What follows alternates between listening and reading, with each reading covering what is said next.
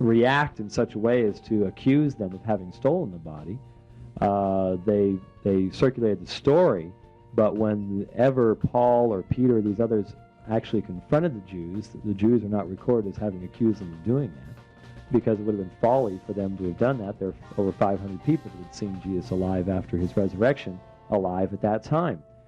So the theft theory dies for lack of support. It's just simply some way of getting around the clear evidence that's presented in the New Testament about the resurrection.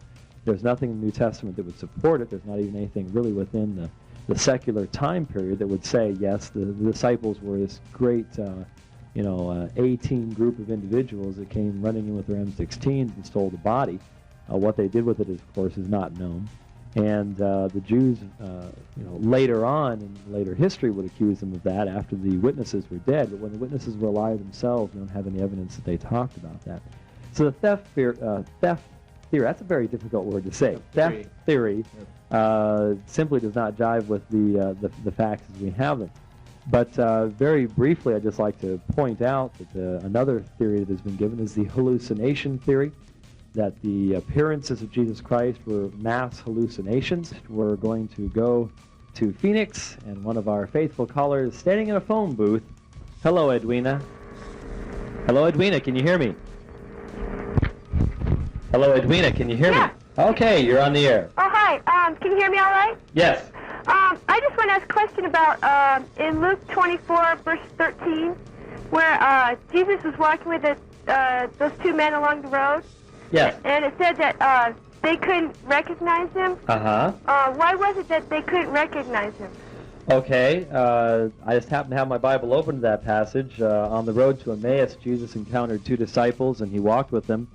And it says in verse 16, but they were kept from recognizing him. And later on, it's in verse 31, it says, then their eyes were opened, and they recognized him, and he disappeared from their sight. It's very clear that a power was acting upon them to keep them from recognizing him. It was not that he was unrecognizable, but that there was a power, God's power, working on them to keep them from recognizing him until the purpose that he wished to work in their lives was accomplished. So it wasn't that Jesus was some different person or was appearing in different forms and things like that and confusing people, but it was the fact that Jesus himself was exercising a power to keep them from recognizing him. They were kept from recognizing him by the power of God itself. Oh, okay. Okay? All right, thanks. Okay, thanks a lot, Edwina. Bye-bye. Bye. And just before Edwina's phone call, we had been talking about another one of the theories that is put forth to explain away the resurrection, and that is the hallucination theory. And that is that all the appearances of Jesus Christ, as we have them recorded in the New Testament, were due to mass hallucination. The disciples so much wanted him to be alive that they all hallucinated that he had risen from the dead. Now, that's rather interesting, obviously, considering the fact that Jesus had to repeatedly appear to the disciples just to convince them of the reality of the resurrection. Those who are wishing for something so strong that they create hallucinations aren't going to be sitting there going, well, I'm really not sure. Sort of like Thomas was called Doubting Thomas because he did not believe in the resurrection until he had bodily proof standing in front of him. People who would suggest this have to assume that all the disciples were under the same mental state, that they are all subject to hallucinations, and not all people are subject to hallucinations, that somehow this hallucination could be agreed upon by a large number of people. This type of thing just doesn't occur very often at all. 500 people don't normally have the same hallucination at different times, in different circumstances, in different surroundings. Hallucinations normally take place when a person is encountered with a familiar situation that reminds them of something. You don't have 500 people who would be using the same context and the same situation to remember something like that. It's obviously a very broad attack upon the very credibility of the disciples themselves. The disciples were a very variegated group of people. They did not come from the same backgrounds. They did not have the same type of mental makeup. Matthew was as different from Simon the Zealot as you could have. And obviously, people who are that different don't tend to have the exact same hallucination at the exact same time in the exact same detail. So obviously, these people were in different states of mind. John, the beloved, was one who would be more willing to allow for the miraculous to take place. Thomas wasn't. Mary was weeping. Some were afraid. I mean, when you look at the very mental states they were in, they weren't even in the same mental states. So you have different people, different contexts, different mental states. It simply does not allow for any type of mass hallucination to be taking place. And finally, the last theory that we'll look at, we'll at least give any credence to anyhow, is the wrong tomb theory. This one's one of my favorites. That the women and John and Peter went to the wrong tomb. Now, of course, the scriptures tell us that Mary and the women followed after and saw the place where they laid Jesus.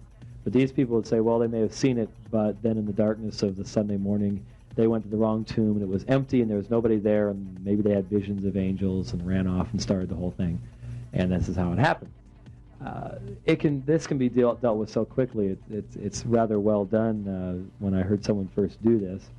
And that is, if it's just the wrong tomb, if Jesus died and his body was in the tomb, they went to the wrong tomb, it would have been so easy for the Jewish leaders to have wiped out Christianity.